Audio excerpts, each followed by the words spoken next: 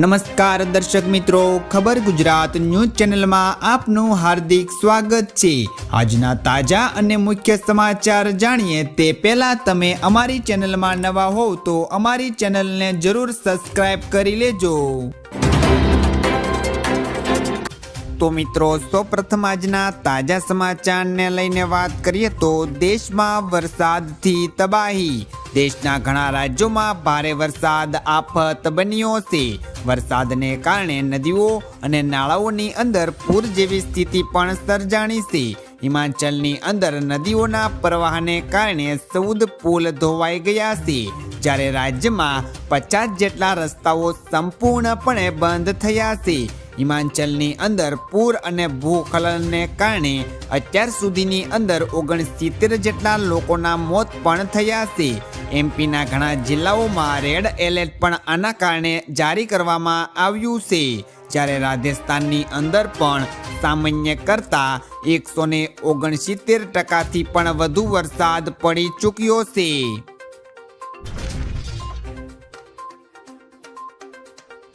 ત્યાર પછીના સમાચારની વાત કરીએ તો રાજ્યના 24 ડેમો 100% ભરાયા।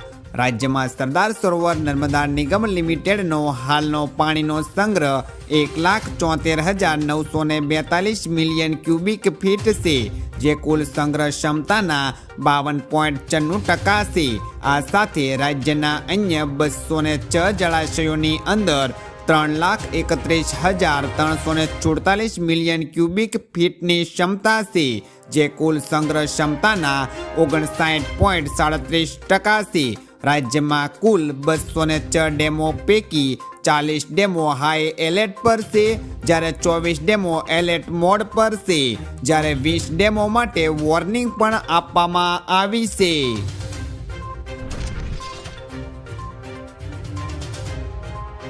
ત્યાર પછીના ખૂબ જ અગત્યના સમાચારની વાત કરીએ તો પૂંચમાં એન્કાઉન્ટર, LOC નજીક 2 આતંકી ઠાર। જમ્મુ કાશ્મીરના પૂંચ સેક્ટરમાં સુરક્ષા દળોએ 2 આતંકવાદીઓને ઠાર કર્યા છે। LOC નજીકના ગેલવાર સેક્ટરમાં શંકાસ્પદ પ્રવૃત્તિઓ બાદ ભારતીય સેના અને જમ્મુ કાશ્મીર પોલીસે સંયુક્ત ઓપરેશન શરૂ કર્યું। આતંકીઓને ગોળીબાર કરતા સુરક્ષા દળોએ જવાબી કાર્યવાહીમાં બંનેને ઠાર કર્યા હતા। સૂત્રોના મુજબ આતંકીઓ પાકિસ્તાનથી ઘૂસણખોરીનો પ્રયાસ કરી રહ્યા હતા। વિસ્તારમાં સર્ચ ઓપરેશન પણ હાલની અંદર ચાલુ છે।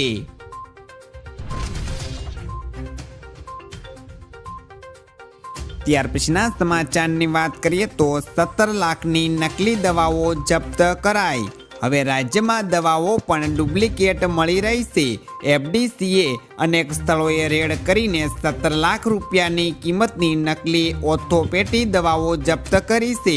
આ રેડ દરમિયાન 17 લાખની નકલી દવા ઝડપી પણ લેવામાં આવી છે। અન્ય રાજ્યોમાંથી ચોકનો પાવડર ભરેલો હોય તેવી દવા ખરીદીને 50% ભાવમાં રોકડેથી વેચાણ કરવામાં આવતું હતું।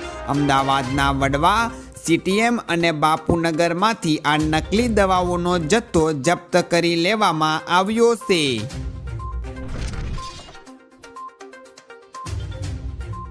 ત્યાર પછીના સમાચાર જોઈએ તો સોનાના ભાવની અંદર મોટો ફેરફાર, ચાંદીના ભાવ પણ વધ્યા। આજે સોનાના ભાવની અંદર ઘટાડો નોંધાયો છે।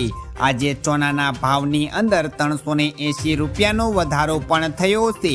આજે 24 કેરેટ સોનાના ભાવ 99,270 રૂપિયા પ્રતિ 10 ગ્રામ છે, જ્યારે 22 કેરેટ સોનાના ભાવ 90,990 રૂપિયા પ્રતિ ગ્રામે છે।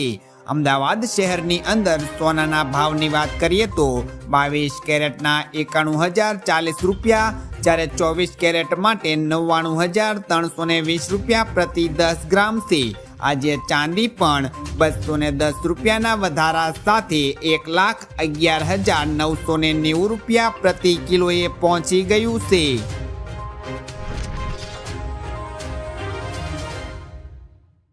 ત્યાર પછીના સમાચાર જોઈએ તો લાલ નિશાન પર ખુલ્યું બજાર। આજે શેર બજારમાં ઘટાડો જોવા મળી રહ્યો છે। સેક્શન લગભગ 50 અંકથી ઘટીને 80,800ના સ્તરે કારોબાર કરી રહ્યો છે। જ્યારે નિફ્ટી પણ 20 અંકના ઘટાડા સાથે 24,680ના સ્તરે છે. સેક્શનના 30 શેરોમાંથી 16ની અંદર તેજી જ્યારે 14ની અંદર ઘટાડો જોવા મળ્યો હતો. નિફ્ટીના 50 શેરોમાંથી 30ની અંદર તેજી જ્યારે 20ની અંદર ઘટાડો છે. NSEના આઈટી મીડિયા અને પ્રાઇવેટ બેંકોના ઇન્ડેક્સ ઘટ્યા પણ છે, જ્યારે ઓટો, મેટલ અને રિયલ્ટી શેરોમાં તેજી જોવા મળી રહી છે.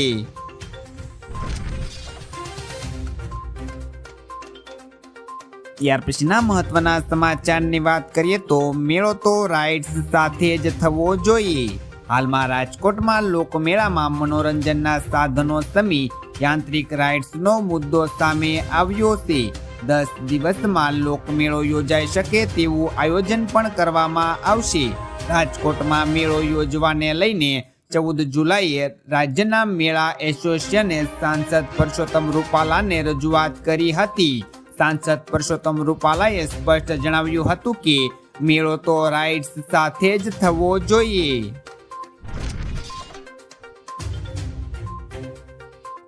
ત્યાર પછીના સમાચારની વાત કરીએ તો ખેડૂતોની આવક તો ન વધી પણ દેવું વધતું ગયું. સરકારના ખેડૂતોની આવક બમણી થશેની વાતો વચ્ચે ખેડૂતોનું દેવું બમણું થઈ ગયું છે. રાજ્યના ખેડૂતોએ 21મી જુલાઈ 2025 સુધીમાં 1,44,000 કરોડની બેંક લોન લીધી છે. ખેતીનો ખર્ચ પણ વધ્યો છે, પરંતુ આવક ન વધતા ખેડૂતોએ બેંકો પાસેથી લોન લેવી પડે છે. લોકસભામાં રજૂ થયેલા રિપોર્ટમાં ખુદ સરકારે આ આંકડો રજૂ કર્યો છે. રાજ્યમાં કુલ 55 લાખ ખેડૂતોએ બેંક લોન લીધી છે. 2020થી 21માં બેંક લોન 97,000 કરોડની હતી.